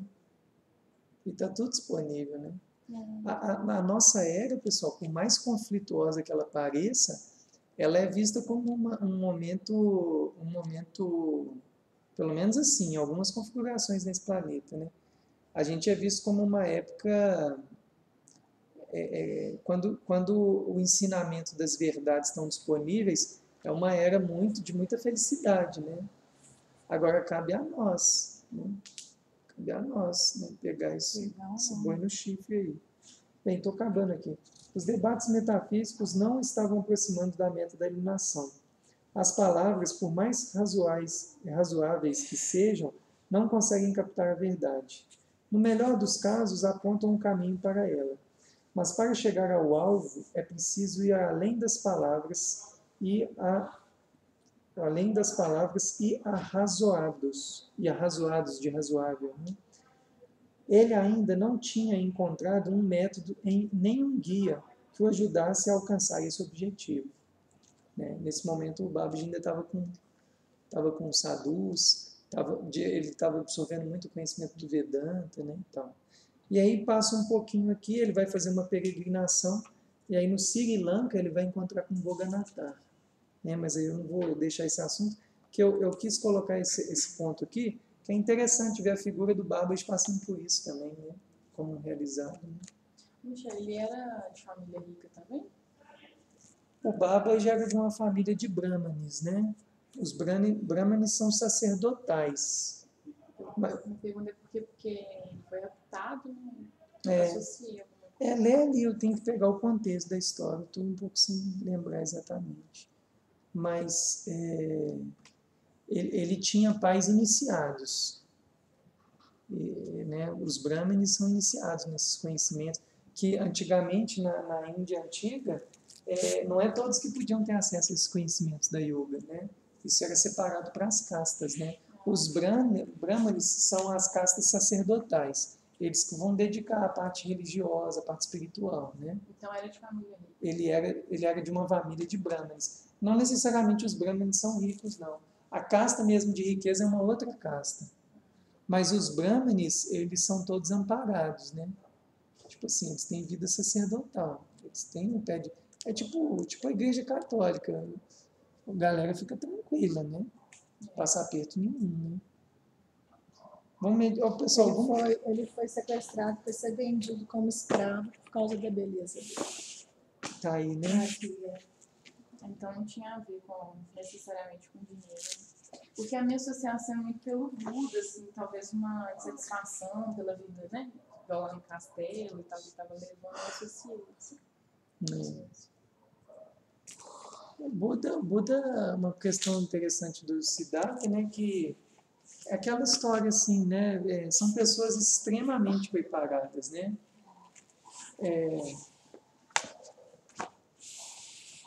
Antes, no livro do Buda Dharma, o Sakyamuni, o Siddhartha, numa vida dele anterior, ele conheceu um Buda. Ele é considerado o primeiro Buda histórico, mas tiveram outros Budas anteriores, né? Eu não sei se é Buda histórico pelo fato de ter deixado os ensinamentos, eu acho que é muito isso. O como fazer, o que fazer e tal.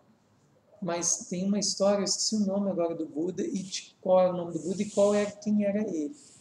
E esse Buda reconheceu que ele seria um Buda, numa próxima, né? Como o Sakyamuni, o Siddhartha, ele reconheceu que no século VIII ia ter um próximo Buda, que é o Guru Rinpoche, o Padmasambhava, né? Que levou o budismo para o Tibete. Né? Agora, o contexto do Buda também, Ana, tem uma questão que ele, o que eu entendo assim, era uma pessoa extremamente preparada e ele estava muito em harmonia, mas quando ele teve esse contato com o mundo externo, ativou todo o processo dele, né, de busca, né, de ele ver, ele não tinha acesso às pessoas morrendo, aquela coisa toda. Aquele filme O Pequeno Buda é muito bom, gente, ele tem no YouTube e boa qualidade. Vocês já assistiram? Não. O Keanu Reeves que faz o papel do Siddhartha Gautama. É um filme antes do Matrix, é um filme de 92, 93, bem interessante. Bom demais, né? Pequeno Buda? Pequeno Buda. Interessante. Só eu que não vi Matrix na vida toda. Ana, pelo amor, veja. Não tem na Netflix, né? É o filme que eu mais gosto. Também não assisti. Melhor filme da história. O melhor. Muito pior. Ele fez um novo agora, né? De volta à vida. Mas é bom? Ele disse que tem tudo a ver com todo esse processo, bem parecido com o Matrix. Estou vendo a crítica. Não está no Netflix, não? Não, em lançamento. Tá. No cinema. Mas é bom ver então, cinema. Diz que fala a história de um cientista e seu trailer que eu vi. que ele perdeu a família e ele quer trazer a família de volta. Então, ele faz esse processo todo contra a ciência, para tentar Trazer. para provar sobre a vida, sabe? Que eles aí não aceitavam o fato deles não existirem mais. Uhum. Isso é o trailer que está falando. Então deve ser bom, deve ter, né? É. Deve ter todo. Ele pega Ensinamento, papéis muito, né? Aí ele seleciona bem o que ele vai trabalhar, né? Então, deve ter algum sentido. Alguém quer colocar alguma questão, pessoal? Tem um elemento, né? Não sei se encaixa bem para alguém, mas me veio algumas vezes esse pensamento, porque tem as revistas, né, consagradas, né? Classe alta, vou chamar até assim, dessa lógica científica, de medicina, elas têm o teste do duplo cego, né, para as drogas. Aí, tipo, vai pegar uma pessoa que vai experimentar alguma coisa, tem uma sala e tem uma mesa, aí tem o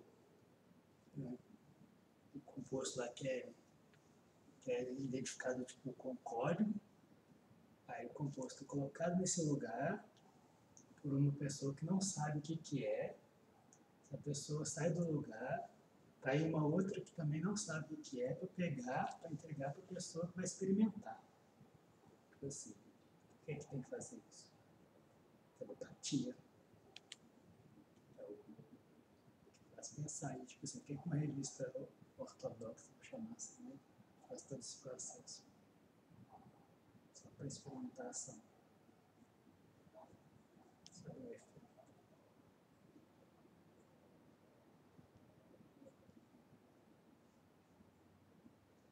Acho que no fundo todo mundo sabe, só não quer buscar.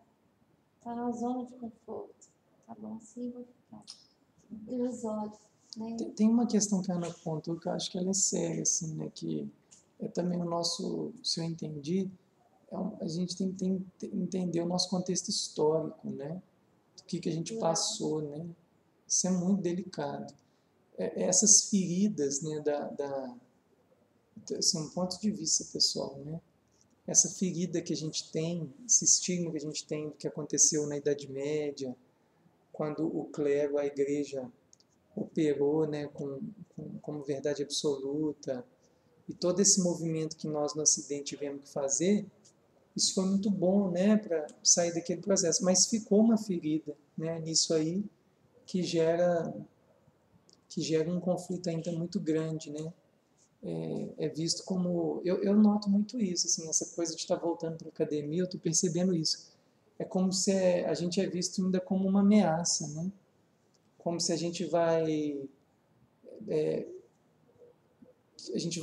colocar arruinar todo um processo que justamente foi contra isso tudo que parece que a gente está querendo trazer de novo, e realmente tem que ter esse discernimento, né?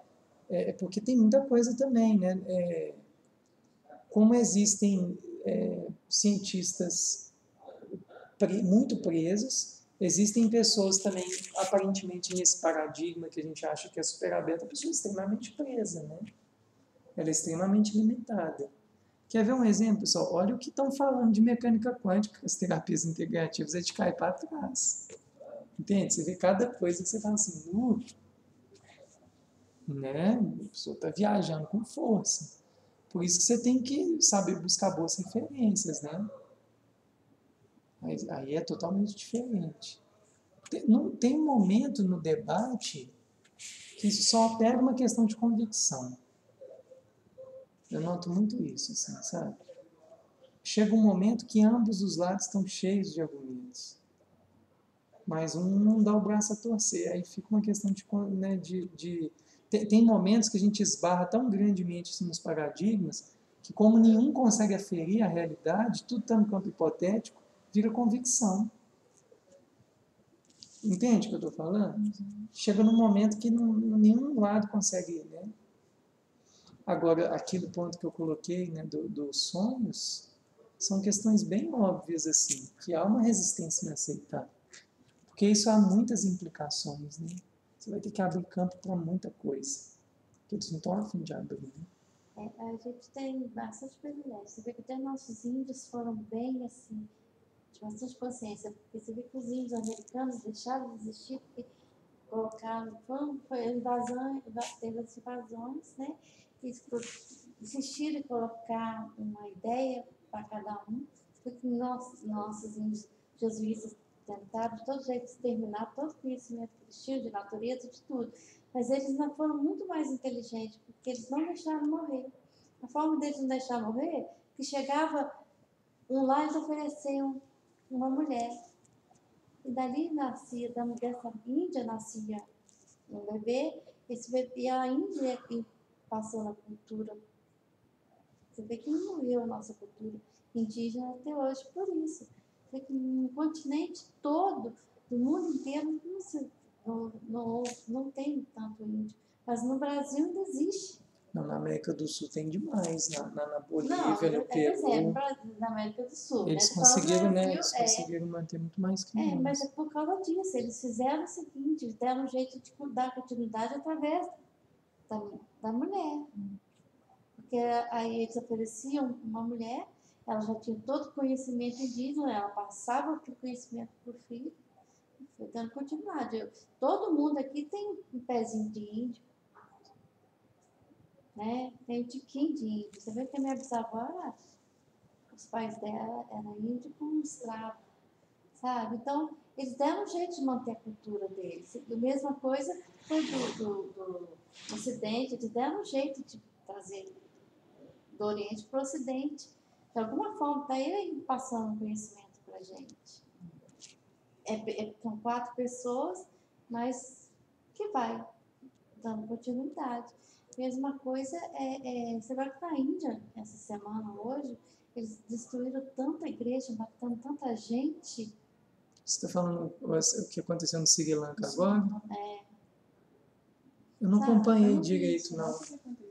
Eles Católicos, né? colocaram no dia da missa da Páscoa, eles colocaram bombas em várias igrejas. Igrejas católicas?